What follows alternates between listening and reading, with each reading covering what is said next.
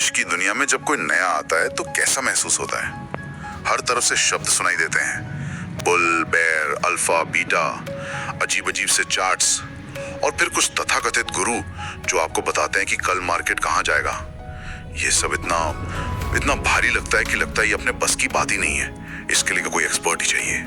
बिल्कुल, और ये जो जटिलता है ना, ये एक तरह से जानबूझकर बनाई गई है। लेकिन 50 से भी ज्यादा सालों तक एक शख्स ने अपनी पूरी जिंदगी इसी जटिलता को तोड़ने में लगा दी। उनका नाम था जॉन सी बोगल, जो वैनगार्ड के संस्थापक थे। हाँ, और आज हम उन्हीं के स्रोतों, उनके भाषणों और उनकी लिखाई के आधार पर उनके इस शक्तिशाली निवेश दर्शन को समझने की कोशिश करेंगे।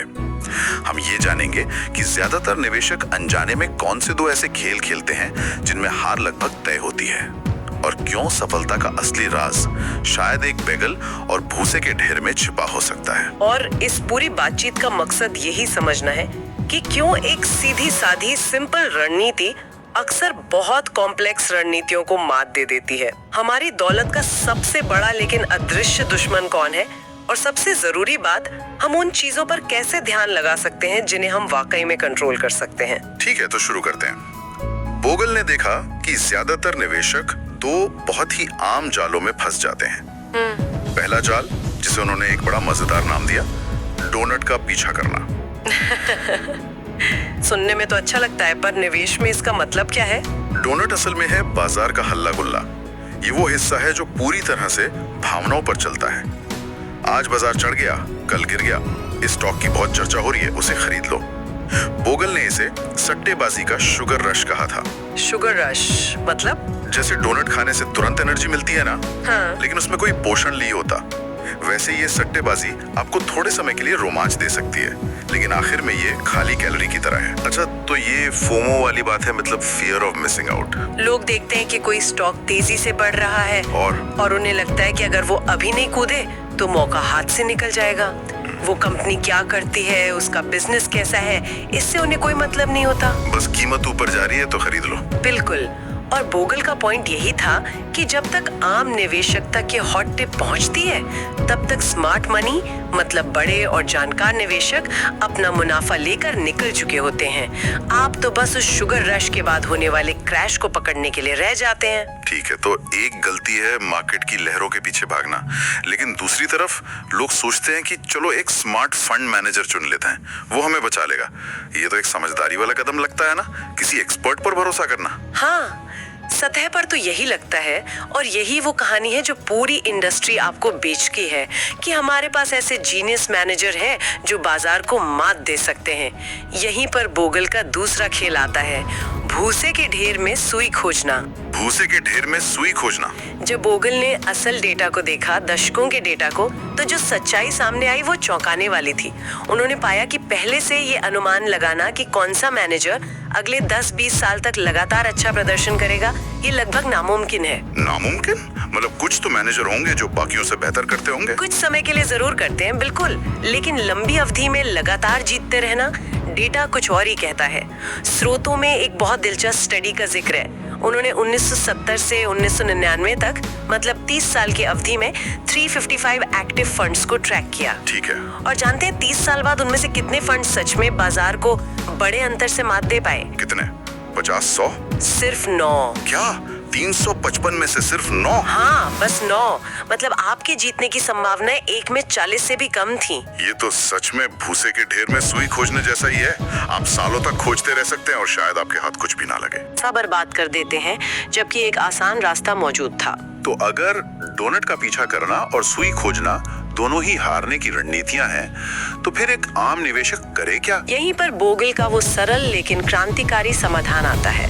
उन्होंने कहा, डोनट को भूल जाओ, बैगल खाओ। हाँ, बैगल। ये स्टॉक मार्केट से मिलने वाला असली पौष्टिक रिटर्न है। डोनट की तरह ये सिर्फ हवाई भावनाओं पर नहीं टिका, ये 2 ठोस चीजों से बना है। और वो 2 चीजें क्या हैं? पहली चीज है कंपनियों द्वारा कमाया गया मुनाफा, जिसे हम अर्निंग्स ग्रोथ कहते हैं, मतलब बिजनेस असल में कितना बढ़ रहा है। और दूसरी चीज है डिविडेंड, यानी मुनाफे का वो हिस्सा जो कंपनियां अपने शेयर धारकों को वापस देती हैं। मतलब ये वो रिटर्न है जो सीधे तौर पर कंपनियों के बिजनेस की सफलता से जुड़ा है। इस बात से नहीं कि लोग उसके बारे में क्या सोच रहे हैं। ये पूरी तरह से ठोस है। एकदम सही, ये पोषण है, खाली कैलोरी नहीं। और जहाँ तक उस दूसरी समस्या की बात है, भूसे के ढेर में सुई खोजना, उसका भी बोगल ने एक बहुत ही सीधा साधा हल दिया। क्या? उन्होंने कहा, सुई को खोजने की कोशिश ही क्यों करनी, पूरा का पूरा भूसे का ढेर ही खरीद लो। पूरा भूसे का ढेर खरीद लो? इसका क्या मतलब हुआ? इसका मतलब है कि किसी एक जीनियस मैनेजर या कुछ चुनिंदा स्टॉक्स पर दाव लगाने के बजाय आप एक कम लागत वाले इंडेक्स फंड के जरिए देश की हर बड़ी कंपनी का एक छोटा सा हिस्सा खरीद लेते हैं। अच्छा। इसे ऐसे समझिए जैसे आप किसी एक फल पर दाव लगाने के बजाय पूरी फलों की टोकरी ही खरीद रहे हैं। भारत के संदर्भ में एक निफ्टी 50 इंडेक्स फंड खरीदने का मतलब है कि आप देश की 50 सबसे बड़ी कंपनियों में एक साथ एक ही बार में छोटा छोटा हिस्सा खरीद रहे हैं। तो आप किसी एक कंपनी के ऊपर या नीचे जाने का जोखिम नहीं ले रहे हैं। आप एक तरह से देश की पूरी अर्थव्यवस्था की तरक्की पर दाव लगा रहे हैं। अगर देश की बड़ी कंपनियां कुल मिलाकर अच्छा करेंगी तो आपका निवेश भी बढ़ेगा। और आप गणितीय रूप से ये गारंटी देते हैं कि आपको बाजार के रिटर्न का अपना उचित हिस्सा मिलेगा, न कम न ज्यादा। और ये कोई अजीब सिद्धांत नहीं है।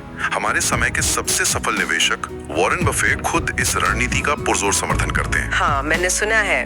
उन्होंने तो यहाँ तक कहा है कि उनके जाने के बाद उनकी संपत्ति का बड़ा हिस्सा एक साधारण S&P 500 इंडेक्स फंड में ही निवेश किया जाना चाहिए। बिल्कुल ठीक है, तो पूरा भूसे का ढेर खरीद लो। सुनने में बहुत आसान लगता है, इतना आसान कि यकीन नहीं होता। आखिर क्यों ये रणनीति उन एक्सपर्ट्स को हरा देती है जो दिन रात रिसर्च करते हैं? इसके पीछे का गणित क्या है?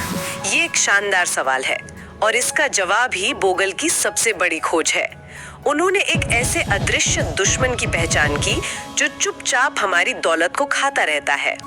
ये दुश्मन बाजार का क्रैश नहीं है, बल्कि उससे कहीं ज्यादा खतरनाक है। बोगल ने इसे नाम दिया था the tyranny of compounding costs. चक्रवृद्धि लागत का अत्याचार। चक्रवृद्धि ब्याज या कंपाउंडिंग के जादू के बारे में तो सुना है, या ये उसका उल्टा है क्या? ये उसी जादू का शैतानी या उल्टा असर है। गणित बहुत क्रूर और सरल है। हर एक रुपया जो आप फीस के रूप में किसी फंड मैनेजर या सलाहकार को देते हैं, वो एक ऐसा रुपया है जो अब आपके लिए काम नहीं कर रहा है। वो अब आपके लिए चक्रवृद्धि नहीं हो रहा है।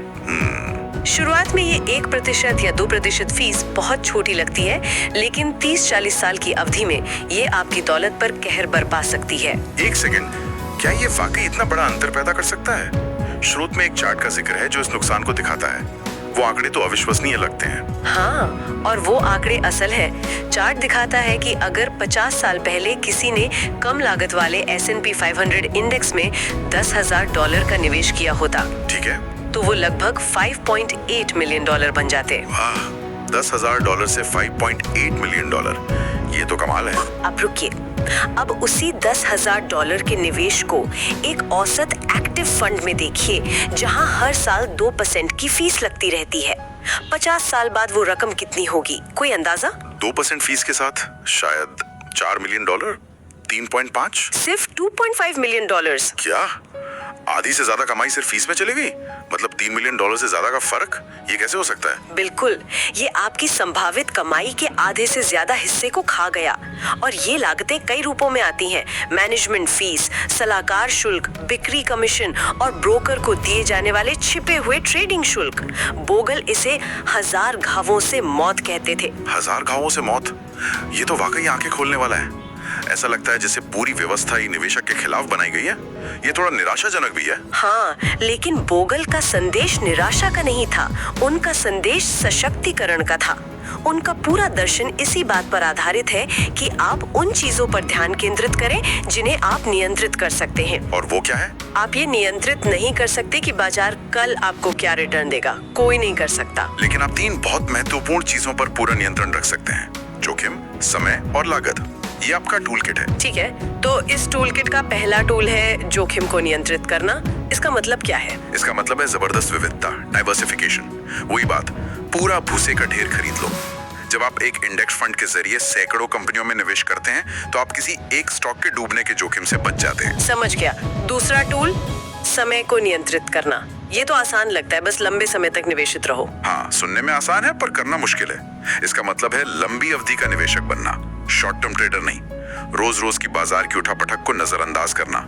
जब आप ऐसा करते हैं तो आप कंपाउंडिंग के जादू को आपके लिए काम करने का मौका देते हैं। और तीसरा और शायद सबसे जरूरी टूल, लागत को नियंत्रित करना, सबसे जरूरी। इसका मतलब है कि सबसे कम लागत वाले फंड्स खोजने के लिए बिल्कुल अथक रहना। बोगल कहते थे कि निवेश में आपको वही मिलता है जिसके लिए आप भुगतान नहीं करते। जब आप चक्रवृद्धि लागत के अत्याचार को हराते हैं तो आप उसके जादुई विपरीत यानी चक्रवृद्धि मुनाफे के जादू को अपने लिए उजागर करते हैं। ये सब तर्क के हिसाब से तो एकदम सही लगता है, लेकिन मेरे मन में अब भी एक सवाल है। मैं ज्यादा फीस देने को तैयार हूँ अगर मुझे बदले में ज्यादा रिटर्न मिले। क्या ये एक्सपर्ट मैनेजर अपनी फीस को सही नहीं ठहरा सकते? क्या उनकी रिसर्च का कोई फायदा नहीं होता? ये एक बहुत ही जायज सवाल है और स्रोतों में कई अध्ययनों का हवाला दिया गया है जो इसी जटिलता की संस्कृति का परीक्षण करते हैं और सबूत इतने जबरदस्त हैं कि यकीन करना मुश्किल हो जाता है। जैसे कि चाहे वो औसत एक्टिव फंड मैनेजर हो, विशेषज्ञ न्यूज़लेटर हो या यहाँ तक कि मैनेजर ऑफ द ईयर का पुरस्कार जीतने वाले सुपरस्टार हो, डेटा लगातार यही दिखाता है कि लागत घटाने के बाद वे लंबी अवधि में एक साधारण बाजार इंडेक्स से कम प्रदर्शन करते हैं। मैनेजर ऑफ द ईयर भी, ये तो इंडस्ट्री के बेस्ट ऑफ द बेस्ट हुए। हाँ, एक बहुत ही दिलचस्प अध्ययन में पाया गया कि मैनेजर ऑफ द ईयर का पुरस्कार जीतने वाले मैनेजरों में से किसी ने भी पुरस्कार जीतने के बाद के 3 से 5 सालों में S&P 500 इंडेक्स को नहीं हराया। तो ऐसा क्यों होता है? होता ये है कि कोई मैनेजर भाग्य से 1-2 साल अच्छा प्रदर्शन कर लेता है, उसे हीरो बना दिया जाता है, निवेशक उसमें पैसा लगाते हैं और फिर उसका प्रदर्शन औसत पर वापस आ जाता है। तो इस सब का मतलब ये है कि ये कसीनो की तरह है। जैसा कि निवेशक चार्ल्स मंगर ने कहा था, वित्तीय उद्योग क्रूपियर की तरह है जो हर दांव पर अपना हिस्सा लेता है, वो हमेशा जीतता है। वॉरेन बफे का समाधान भी यही है, उनका खेल खेलना बंद करो। अगर आप कसीनो में जुआ खेलने के बजाय बस कसीनो का एक छोटा सा हिस्सा खरीद लें तो आप हमेशा जीतेंगे। पूरा भूसे का ढेर खरीद लो का मतलब यही है, आप गणितीय रूप से गारंटी देते हैं कि आप समय के साथ अधिकांश तथाकथित विशेषज्ञों को मात देंगे। सादगी जीतती है, बस। तो अंत में जॉन बोगल के जीवन भर का काम कुछ बहुत ही सामान्य ज्ञान के विचारों पर आधारित है।